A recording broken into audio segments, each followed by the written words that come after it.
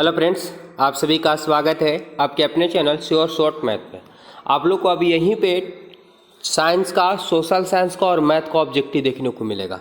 तो जितने भी नए विद्यार्थी हो फटाफट से जुड़ जाइए। 10 क्लास के विद्यार्थी, इनके लिए वरदान साबित होगा, क्योंकि जितना भी मोस्ट इंपॉर्टेंट ऑब्जेक्टिव क्वेश्चन है वो टोटल यहाँ पे क्लियर हो रहा है, वो चैप्टर बाय चैप्टर। इसके पहले जय प्रक्रम का जितने भी ऑब्जेक्टिव क्वेश्चन पूछेगा और पूछे जाएंगे वो टोटल का टोटल क्लियर हो चुका है। आज बायोलॉजी का दूसरा चैप्टर है नियंत्रण एवं समन्वय, जिसका ऑब्जेक्टिव टोटल, अगर इसको आप पूरा देख लेते हैं तो यहाँ से जो भी क्वेश्चन पूछा जाएगा आप कंफर्म है 100% की जवाब दे दीजिएगा। तो चलिए स्टार्ट करते हैं। 10 क्लास के विद्यार्थियों के लिए, बिहार बोर्ड के बच्चों के लिए क्वेश्चन नंबर पहला है कि मस्तिष्क के विभिन्न सूचनाएं किस रूप में संचित होती है। मस्तिष्क में जो विभिन्न सूचनाएं होती है वो किस रूप में संचित होती है, जमा होती है। क्या चेतना के रूप में, आवेग के रूप में, उद्दीपन के रूप में, संवेदना के रूप में। तो मस्तिष्क द्वारा जो मस्तिष्क के विभिन्न सूचनाएं जो संचित होती है वो चेतना के रूप में होती है। चेतना मतलब याद के रूप में संचित हो जाता है। ठीक है, अगला सवाल। आप लोगों को आंसर पता है तो कमेंट बॉक्स में फटाफट से आंसर देने का प्रयास करेंगे, जिनको याद नहीं है याद करते चलेंगे। अगला क्वेश्चन है कि मेरुरज्जु की रक्षा कौन करता है। मेरुरज्जु की रक्षा कौन करता है। क्या कोशिका करता है, मस्तिष्क करता है, कोशिका है ना, कशेरुक दंड करता है, इनमें से कोई नहीं। तो मेन रूप से मेरुरज्जु की जो रक्षा करता है वह कशेरुक दंड करता है। ऑप्शन सी करेक्ट आंसर हो जाएगा। अगला सवाल है कि एडीएच हार्मोन स्रावित करता है। एडीएच हार्मोन स्रावित करता है कहाँ, कौन करता है, जरा ये बताना है। क्या थायराइड करता है, पीयूष करता है, अंडाशय करता है या वृषण। तो एडीएच हार्मोन का स्राव जो होता है वो पीयूष ग्रंथि से होता है। ऑप्शन 20 का करेक्ट आंसर हो जाएगा। चलिए अगले सवाल की ओर बढ़ते हैं। 4 नंबर क्वेश्चन है क्या है कि मस्तिष्क उत्तरदायी है। मस्तिष्क किसके लिए उत्तरदायी है। ठीक है, क्या सोचने के लिए या हृदय स्पंदन के लिए, शरीर का संतुलन बनाए रखने के लिए या इनमें से सभी। तो याद रखेंगे मस्तिष्क जो उत्तरदायी है ये इनमें से सभी हो जाएगा।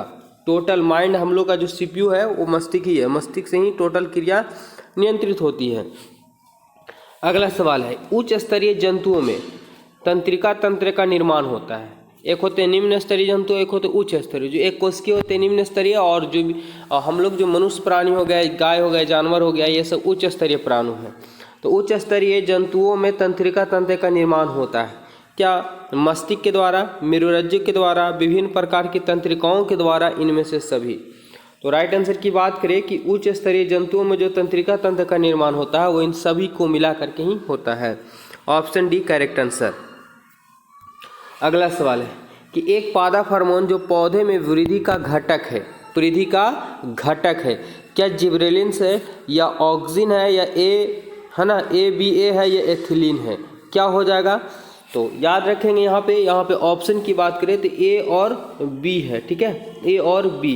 तो पौधे में हार्मोन, वह पादप हार्मोन जो पौधे में वृद्धि के लिए घटक है, तो ऑक्सिन और जिबरेलिन दोनों पौधे की वृद्धि में सहायक होते हैं। ऑप्शन सी हो जाएगा, A और B यहाँ पे ऑप्शन है। ठीक है, चलिए आगे बढ़ते हैं। अगला सवाल है बीज रहित पौधे के उत्पादन में सहायक होते हैं। बीज रहित पौधों के उत्पादन में सहायक होते हैं, कौन होता है। क्या साइटोकाइनिन होता है।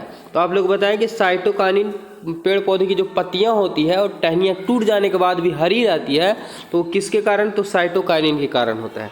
क्या ऑक्सिन है, जिबरेलिन्स है या ऑक्सिन एवं जिबरेलिन्स दोनों हैं। तो याद रखेंगे कि बीज रहित पौधे के, यानी जिसमें बीज है, बीज रहित पौधे के उत्पादन में सहायक होते हैं ऑक्सिन और जिबरेलिन्स दोनों। राइट आंसर डी हो जाएगा।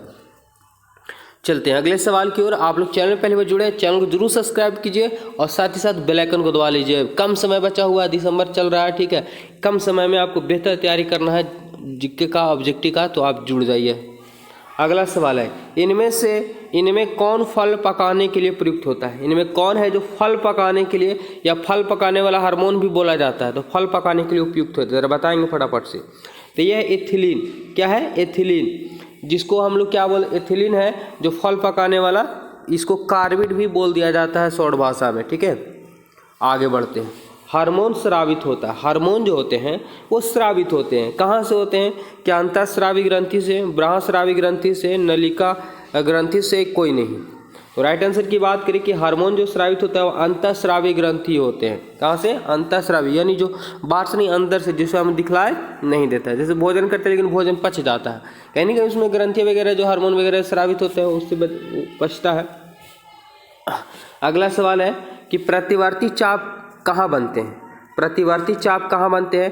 क्या मेरुरज्जु में, कोशिका में, पादप में, इनमें से कोई नहीं? तो मेरुरज्जु चाप जो बनते हैं, ठीक है, वो मेरुरज्जु में बनते हैं। ऑप्शन की बात करें, ए इसका करेक्ट आंसर हो जाएगा। चलिए 11 नंबर सवाल है, क्या दिया हुआ है कि निम्नलिखित में से कौन ऐच्छिक क्रिया, ऐच्छिक मतलब जो हम अपनी इच्छा से करते हैं वो होता है ऐच्छिक। अनैच्छिक जो मेरी इच्छा के बगैर हो जाता है, जैसे यहाँ पे ध्यान देंगे, डर जाना। तो डरना क्या हो जाता है, हम लोग ये अचानक से डर जाते हैं, ठीक है, जानबूझ के नहीं डरते, अचानक से डर जाते हैं, तो ये अनैच्छिक क्रिया है। मतलब अगला छींक आना, तो छींक सोच विचार के छींक नहीं, जब आना होगा तो ऑटोमेटिक आ जाएगा, वो अनैच्छिक क्रिया होती है। खाना, तो ये तो हम लोग अपने मन से करते हैं कि अभी ये खाना मन कर रहा, वो खाने का मन कर रहा, तो ये हम लोग इच्छा के अनुसार भोजन करते हैं। चौंक जाना, तो ये सभी के सभी जो हैं वो अनैच्छिक क्रिया है, जो हमारी मर्जी नियंत्रण में नहीं होता है, वो मस्तिष्क के नियंत्रण में होता है। और ये इसमें जो होगा ऐच्छिक क्रिया जो हमारे मन पसंदीदा है वो खाना हो जाता है, ठीक है। Option C correct answer. चलिए आगे बढ़ते हैं अगला, कि कौन सी ग्रंथि अंतःस्रावी और बृहस्रावी दोनों, कौन सा ऐसा ग्रंथि है जो अंतःस्रावी भी करता है और बृहस्रावी भी करता है, कौन है? तो राइट आंसर की बात करें, अग्न्याशय जो है वो अंतःस्रावी और बृहस्रावी दोनों जैसा काज करता है, ठीक है। ऑप्शन डी करेक्ट आंसर हो जाएगा। आप लोग वीडियो को जितना हो सके शेयर कीजिए। चैनल नया ही क्रिएट हुआ है, क्योंकि इसके पहले वो चैनल नहीं चल रहा था, इसलिए आप लोग को इस चैनल पे लाया है, ठीक है। तो आप लोग जितना हो सके वीडियो को शेयर कीजिए, लाइक कीजिए। अगला, एक नर हार्मोन है, जरा ये बताना क्या एड्रीनल है, TSH है, या एस्ट्रोजन है, या टेस्टोस्टेरोन है? तो यहाँ ध्यान देंगे, एस्ट्रोजन तो महिलाओं में होती है ना, ये हो जाएगा टेस्टोस्टेरोन, जो यह नर हार्मोन होता है। क्या होता है? नर हार्मोन होता है टेस्टोस्टेरोन। ऑप्शन याद कर लेंगे डी। अगला सवाल है 14 नंबर सवाल, क्या बोला है कि तंत्रिका तंत्र किस ऊतक से बना होता है? तंत्रिका तंत्र, मस्तिष्क हमारा किसका बना हुआ? तंत्रिका। तो तंत्रिका तंत्र किस ऊतक से बना होता है? क्या हो जाएगा? संयोजी ऊतक से, पेशी ऊतक से, तंत्रिका ऊतक से, या एपिथेलियस से?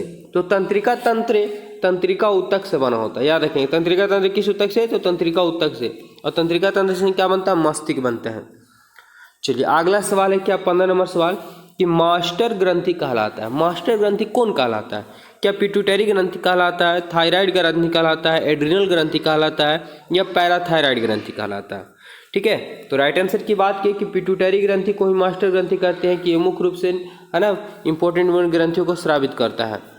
तो मास्टर ग्रंथि क्या कहलाता है? पिट्यूटरी ग्रंथि भी कहलाता है। अगला सवाल है, मनुष्य में स्पाइनल नर्व्स की संख्या है। मनुष्य में स्पाइनल नर्व्स की संख्या होती है, कितनी होती है ये बताना फटाफट से। तो मनुष्य में स्पाइनल नर्व्स की संख्या जो होती है वो होती है 31। कितनी होती है? 31 होती है। चलिए आगे बढ़ते हैं। नहीं, जो आपको बोल रहे रीढ़ की हड्डी जो होती है वो उसमें कितनी हड्डियां होती है। अगला सवाल है कि शरीर का कौन सा भाग केंद्रीय तंत्रिका तंत्र बनाता है। अभी जस्ट इस पे हम चर्चा भी करके जा चुके हैं कि तंत्रिका तंत्र तंत्रिका ऊतक से बनता है और इससे क्या होता है? मस्तिष्क का निर्माण होता है। ठीक है, तो शरीर का वह कौन सा भाग जो केंद्रीय तंत्रिका तंत्र बनाता है? ये मस्तिष्क बनाता है। ऑप्शन सी करेक्ट आंसर हो जाएगा यहाँ पे। चलिए 18 नंबर सवाल चलते हैं। 18 नंबर सवाल क्या दिया हुआ है कि अंकुरित हुए बीजों की वृद्धि के लिए अग्रभाग पर उत्पन्न होता है। ध्यान से समझना होगा कि अंकुरित हुए बीजों के वृद्धि के अग्रभाग में यानी अगले भाग पर उत्पन्न होता है। एब्सिसिक, ऑक्सिन, फ्लोजेंस या इनमें से कोई नहीं। क्या होगा राइट आंसर? तो ये होता है ऑक्सिन। ये बीज रहित फलों के उत्पादन में क्या होता है? सहायक होता है। तो अंकुरित हुए बीजों की वृद्धि के जो अग्रभाग में उत्पन्न होता है वो होता है auxin. Option B correct answer हो जाएगा। चलिए अगले सवाल की ओर चलते हैं। अगला सवाल क्या है? ध्यान से समझना होगा आप लोगों को।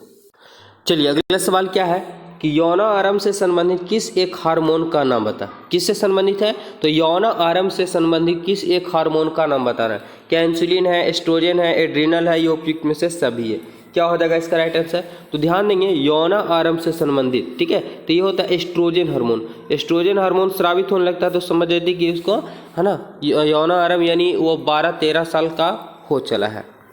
चलिए आगे बढ़ते हैं। अगला सवाल क्या हो गया कि इंसुलिन हार्मोन की खोज किसने की थी। वेरी वेरी इंपॉर्टेंट क्वेश्चन है सभी के सभी, इससे बाहर इस चैप्टर से नहीं पूछा जाएगा। जितनी इंपॉर्टेंट है सबके सब छाट लिए, ठीक है। इंसुलिन हार्मोन की खोज किसने की थी? किसने किया है?